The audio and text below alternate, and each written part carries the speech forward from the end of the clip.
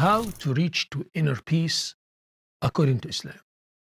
How to achieve this serenity and peace of mind. የውስጥ ሰላም ወይም ኢነር ፒስ ላይ መድረስ ማለት ችግሮች ሁሉ ያበቃሉ፣ ይጠፋሉ ማለት አይደለም። ይህ የምንኖርበት ህይወት ተፈጥሮ ገነት አይደለም፣ የሙከራና የፈተና ቦታ ነው። የውስጥ ሰላም ማለት ችግሮችንና አስቸጋሪ ሁኔታዎችን በአግባቡ ማስተናገድ መቻል ነው። ዓለም ሁሉ በአንተ ላይ ቢነሳም እንኳን የውስጥ ሰላም ልታገኝ ትችላለህ። ምክንያቱም ሰላም ማለት በልብ ውስጥ የሚፈጠር ስሜት ነው። ይህን ስሜት ደግሞ ምንም አይነት ፈተና ውስጥ ብትሆንም አላህ ሱብሓነሁ ወተዓላ ሊሰጥህ ይችላል። የአላህ ነቢያት ለዚህ ትልቅ ማሳያ ናቸው። ነቢዩ ኢብራሂም ዓለይሂ ሰላም በእሳት ውስጥ በነበሩ ጊዜ የአላህ እርዳታ ነበር። ረሱል ሰለላሁ ዐለይሂ ወሰለም በሂጅራ ጉዟቸው በዋሻ ውስጥ ከባለቤታቸው አቡበክር ረዲየላሁ አንሁ ጋር ሲሆኑ አትዘን፣ አላህ ከእኛ ጋር ነው ብለዋል። ነቢዩ ሙሳ ዓለይሂ ሰላም ከፊታቸው ባህር ከኋላቸው የፈርዖን ሰራዊት በነበረ ጊዜ ጌታዬ ከእኔ ጋር ነው፣ ወደ ትክክለኛው መንገድ ይመራኛል ብለዋል። አላህ ሱብሓነሁ ወተዓላ እንዲህ ይላል፣ በአላህ ማውሳት ልቦች አይረኩምን?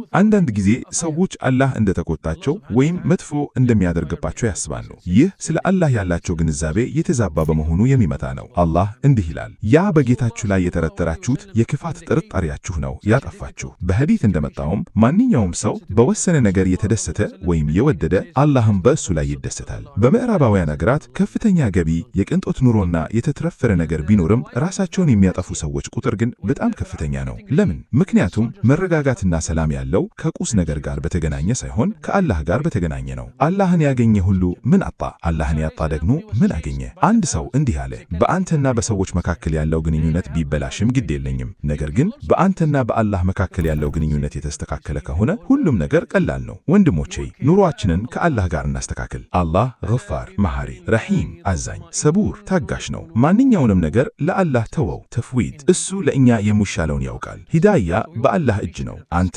የምትወደውን ሰው ማቅናት አትችልም፣ ነገር ግን አላህ የሻውን ሰው ያቀናል። ብዙ ሰዎች ለምን ሰላም እንደሌላቸው ታውቃላችሁ? በማያቋርጥ ንጽጽር ኮምፓሪዝን። ለምን እሱ ሀብታም ሆነ? ለምን እሷ ተጋባች? ለምን እሱ መኪና አለው? በማለት ራሳቸውን ከሌሎች ጋር በማወዳደር ይጨነቃሉ። አላህ ለሁሉም ሰው የተለያየ ዕድልና ችሎታ ሰጥቷል። አንዳንዶችን በችሎታ አንዳንዶችን በሀብት ሊፈትናቸው ይችላል። እነዚህ ችሎታዎችና ስጦታዎች በአኼራ ላይ ጥያቄ የሚጠየቁባቸው ናቸው። ረሱል ሰለላሁ ዐለይሂ ወሰለም እንዲህ ይላሉ፣ ድህነትን አትፈሩም፣ ነገር ግን ዓለማዊ ሕይወት ወይም ዱንያ በልባችሁ ገብታ እንደቀደሙት ህዝቦች እንድትሸቃደሙና እንድታተፉ እፈራለሁ። ስለዚህ ከሰዎች ጋር ራስህን አታወዳደር፣ በራስህ የህይወት ጉዞ ላይ ብቻ አተኩር። የአንተ ፈተና ወረከት ከሌሎች የተለየ ነው። ስለ ሰዎች የምትጨነቅበት ጊዜ የለህም። በዱንያ ጉዳይ ላይ ከአንተ በታች ያሉትን፣ በአኺራ ጉዳይ ላይ ደግሞ ከአንተ በላች የሆኑትን ተመልከት። ያለህን ኒዕማ በመክተር አላህን አመስግን። ከመጠን በላይ ስለ ወደፊት ስለ ነገ መጨነቅ ለሰላም ማጣት አንዱ ምክንያት ነው። ዛሬን ብቻ ኑር። ንጋትን ስትደርስ ምሽትን አትጠብቅ፣ ምሽትን ስትደርስ ንጋትን አታስብ። ዛሬን በአላህ ታዛዥነት አሳልፍ። አላህ በተሰተን ነገር ረስተን